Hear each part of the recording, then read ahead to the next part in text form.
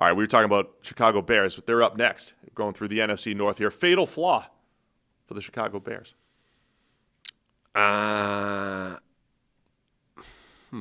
So if we're talking, I'll describe it like this. If we're talking, will they have success this season? Will they be more than like an 8-win team this season? Yeah. It could just be Caleb Williams and Ben Johnson just aren't ready together. It might just be the transition year, right? I keep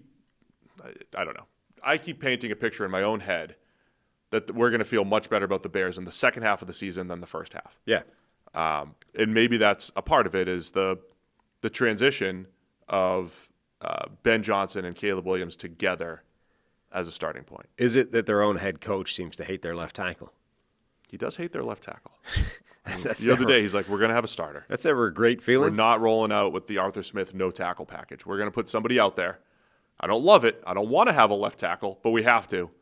And we're going to put someone out there. And his name's Braxton Jones for now. Right. I do wonder if, the way last year it was like, love what the Bears had done, putting this wide receiver group around Caleb Williams. This is a great situation for a rookie to step into. And then that group didn't really feel like they played to that level. Roma Dunze didn't necessarily hit the ground running, certainly the way like a Malik Labors or a Brian Robinson Jr. did. Keenan Allen didn't look like the same player that he has for most of his career. So suddenly what looked like a really good receiver room on paper did not necessarily play that way.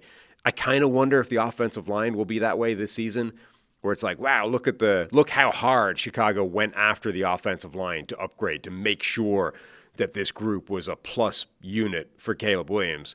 What if it just isn't? I mean, Jonah Jackson hasn't played great for a while and has been banged up. Drew Dahlman is fine, but he's not he's not Creed Humphrey, or he's not Frank Ragnow, which is one of the best players at the position. Braxton Jones, we've just been talking about, his own head coach seems to hate him right now.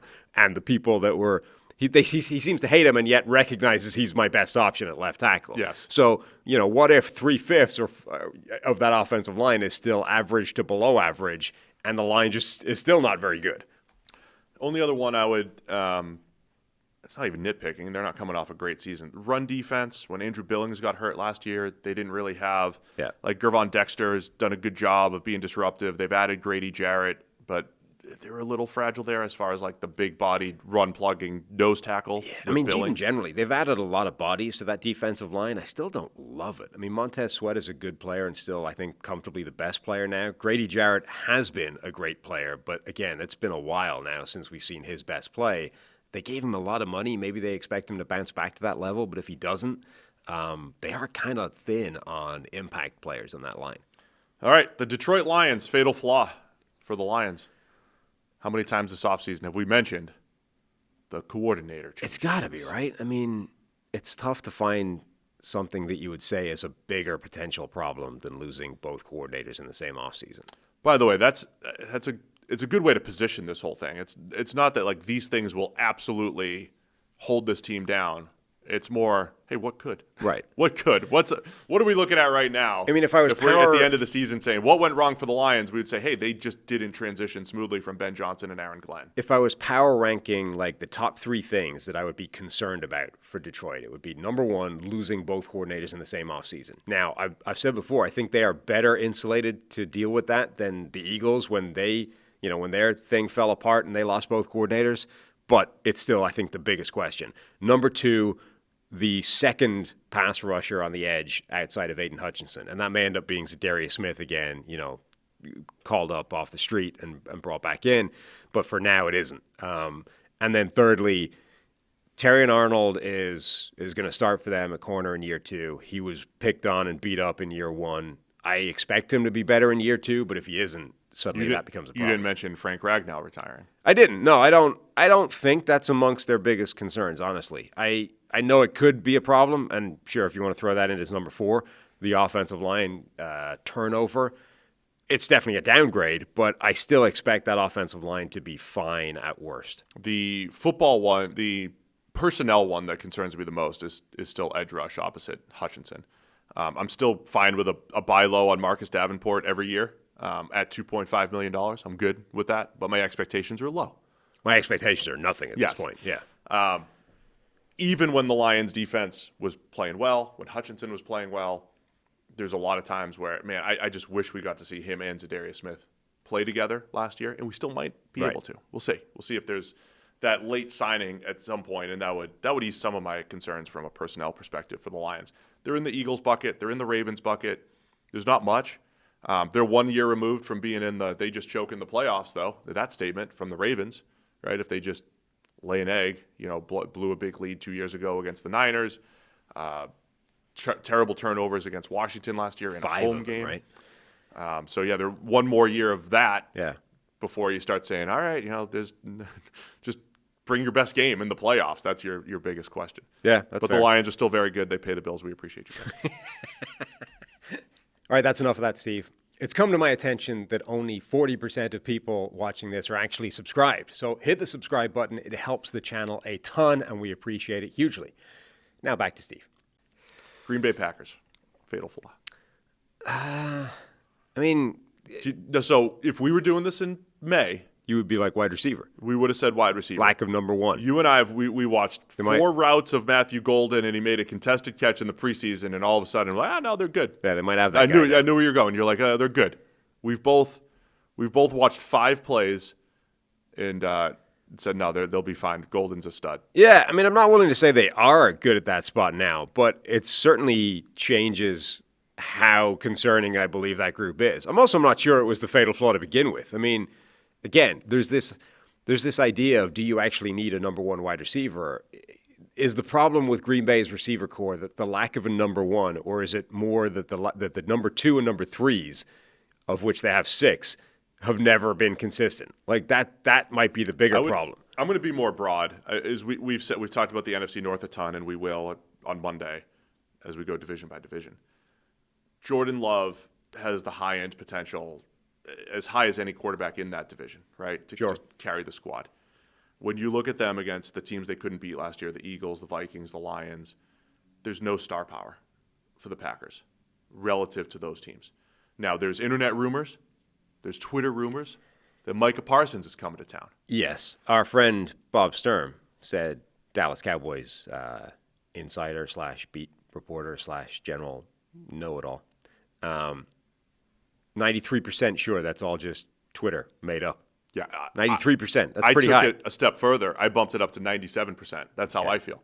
And then somebody sent me a previous tweet of that guy predicting Thielen, which was like, yeah, that was in the news. I mean, everybody's been predicting that. That was 4 days ago in the news. Anyway, I think the Packers lacking star power, whether you want to say it receiver. Maybe Matthew Golden is that star. Josh Jacobs is a star, but he's a running back. Offensive lineman, Zach Tom's really good. Like, they don't have Rashawn Gary's very good off the edge. They don't have elite players. Edgerrin Cooper could be the guy at linebacker. But you see where I'm listing here? Yeah. Like their best players might be running back, could be second-year linebacker Edgerrin Cooper.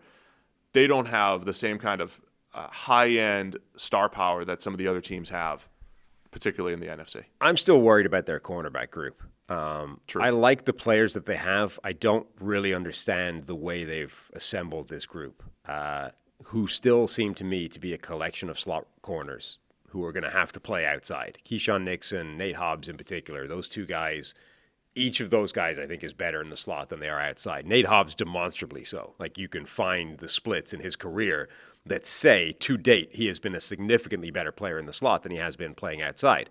I don't really understand why they've gone after those guys and been traded away. Jair Alexander. I don't know. I worry about, like, those guys are going to go out there and cover Justin Jefferson twice a year, right? They've got to go out and cover some really good wide receivers playing on the edge. I worry that they can hold up.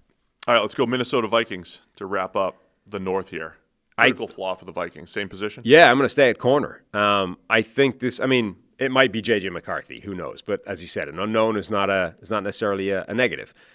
The cornerback group, if he lays an egg week 1, we'll say it's him. Yeah. He could easily be their fatal flaw. But at the moment, we have no idea either way. Right. Jeffrey Okudah is going to start for this team, and there's no evidence in his NFL career that is a good thing at the moment. That's not an unknown anymore. That's a known problem. Yeah, I think that's fair. Minnesota did a lot to fix the offensive line, right? So last year it was, I don't think we knew it at the time, but as you saw it play out, it was the interior of the offensive line that was in fatal flaw territory. Yeah. They did stitch together cornerback. Or Sam Darnold melting down. Yeah, that too. Late before the season last year. But yeah, Isaiah Rodgers, Jeff Okudah, Byron Murphy in the slot is fine. Dwight McLaughlin being there, who I know they liked, has some size. Yeah, I think you could say corner. But they're trying to bank on everything else, solving that, right? And it Flores, trickeration, blitzing, the four-man rush that they have, which will be excellent. They're banking on that, hiding some of the cornerback flaws. And it could. Look, that stuff is obviously interconnected. And if Brian Flores, with the new additions on defense, I mean, he just turns that group into the 2007 Giants defensive front, where they're just able to unleash hell as a constant source of pass rush. They had cornerback issues too until the pass. That's what I'm saying. If Jonathan Grenard and Jonathan Allen and Javon Hargrave and Andrew Van Ginkel, and maybe you get more from Dallas Turner in year 2, and then the blitzing of Ivan Pace and Blake Cashman, if that group as a totality is just a 45% pressure team, every game, then it doesn't. I mean, even Jeffrey Okudah might be able to hold up on the back end if that's the kind of pressure they're getting up front. If they don't, though, Jeffrey Okudah at the moment is a massive liability unless somebody is able to wave a magic wand and fix him. Thanks for watching all the way to the end of the video. Check the Mic is live every Monday, Wednesday, and Thursday, so be sure to hit the subscribe button so you don't miss a thing.